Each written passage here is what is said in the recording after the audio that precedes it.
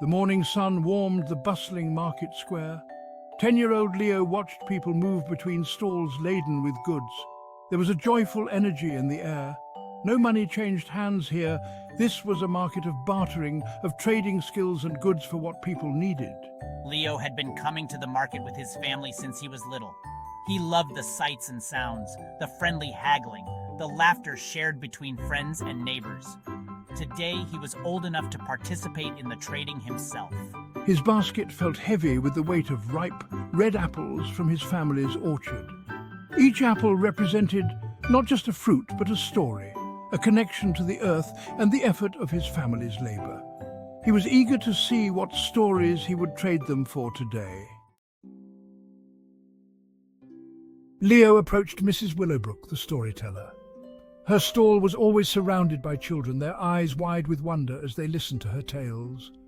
Leo loved her stories of faraway lands and magical creatures. He offered her a handful of his finest apples. "These are for you, Mrs. Willowbrook," he said, in exchange for a story. Mrs. Willowbrook smiled warmly. "Such generosity, young Leo. Of course, come sit and listen." She patted the space beside her. Leo settled down, eager to be transported by her words. As she spoke, the apples in her basket seemed to shimmer with the magic of the tales.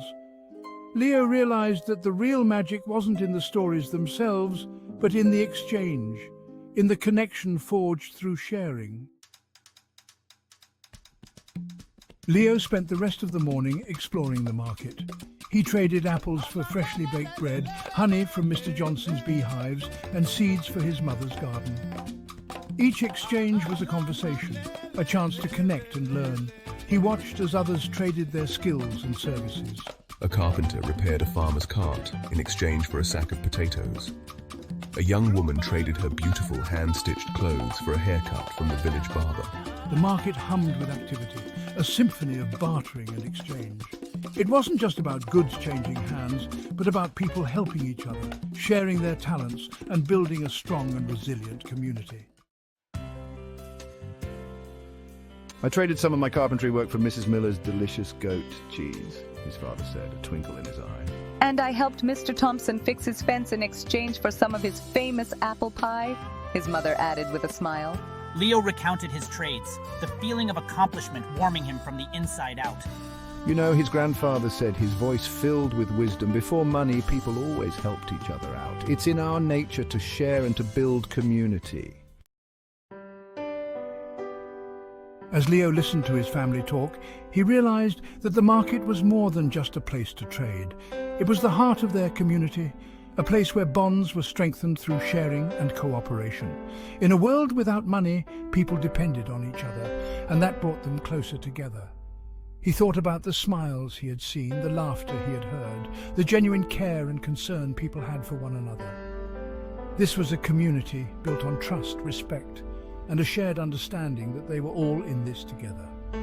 The absence of money had fostered something far more valuable, a community where everyone had a place and everyone felt valued. Later that evening, Leo climbed a small hill overlooking the village. As the sun dipped below the horizon, painting the sky in hues of orange and purple, he looked down at the peaceful scene. He saw families sharing meals, children playing in the streets and neighbors helping each other with chores. Leo closed his eyes, feeling a deep sense of gratitude for the life he had in this special place. He knew that as long as they had each other, as long as they valued community and cooperation, their future was bright.